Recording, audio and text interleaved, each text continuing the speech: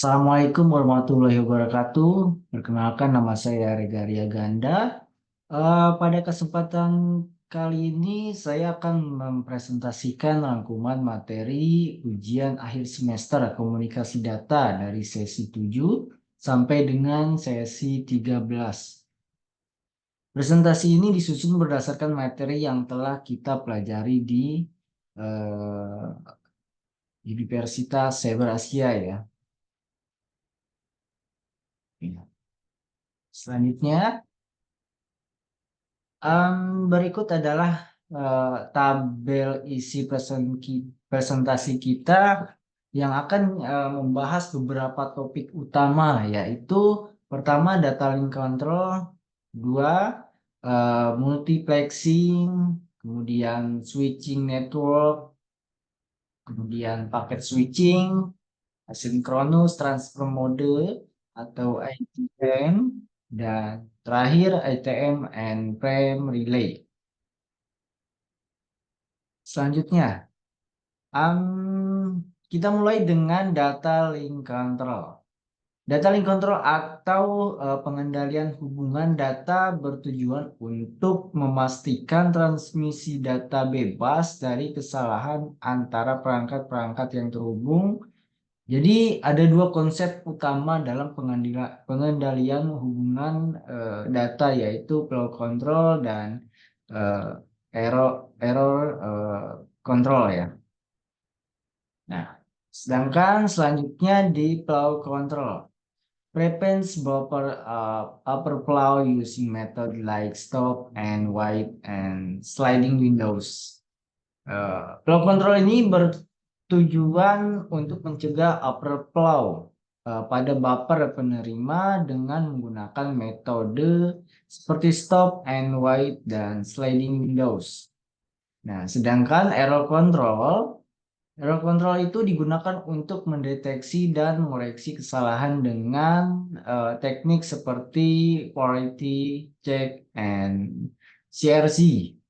Automatic Rapid Request ARQ adalah metode yang digunakan dalam error control dengan beberapa jenis seperti stop and wait, go back and selective reject ya. Selanjutnya, selain itu juga mengenal protokol HDLC yang memiliki tiga jenis stasiun, yaitu primary station, secondary station, and combined station. Protokol ini juga memiliki beberapa metode operasi seperti NRM, LBM, dan ARM. Ada juga beberapa protokol DLC lainnya seperti LIPVB, LIPD, LLC Frame Relay, and ITM yang sering digunakan dalam komunikasi data. Oke, selanjutnya multiplexing.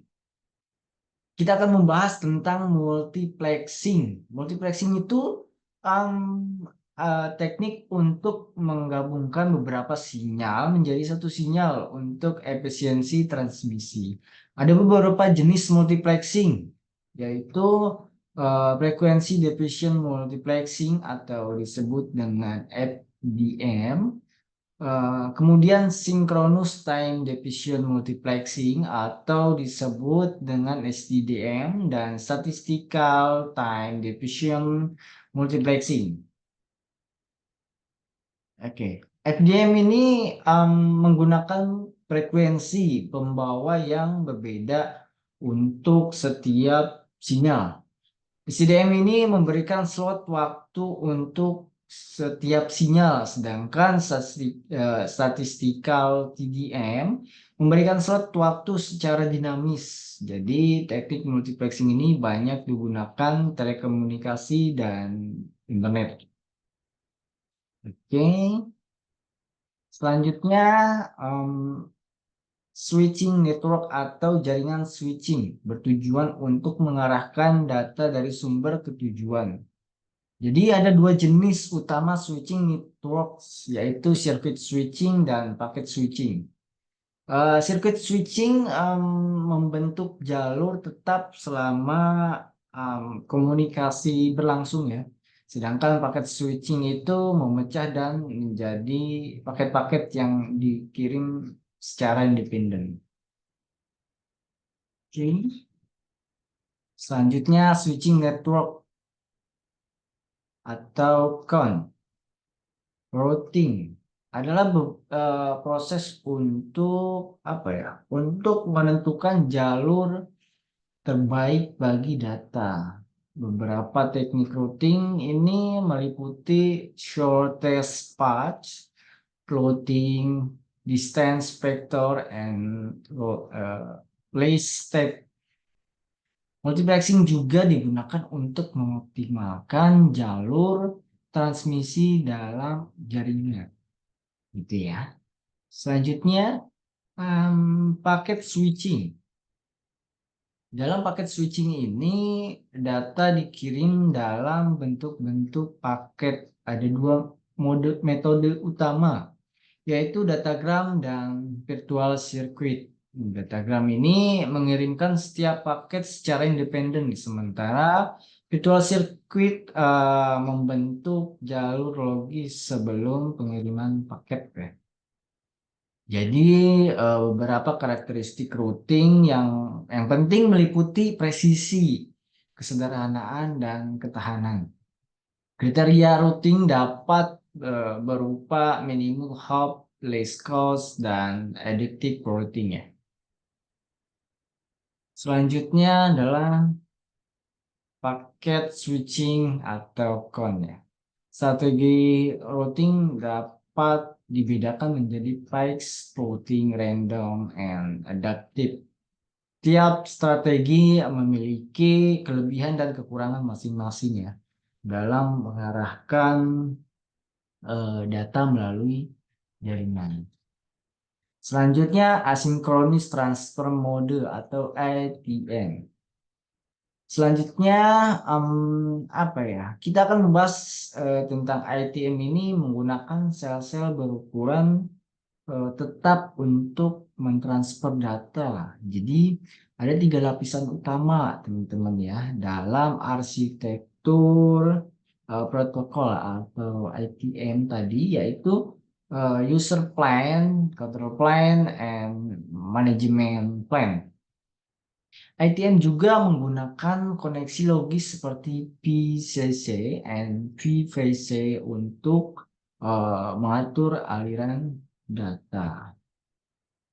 Kemudian asynchronous transfer mode atau CON-nya.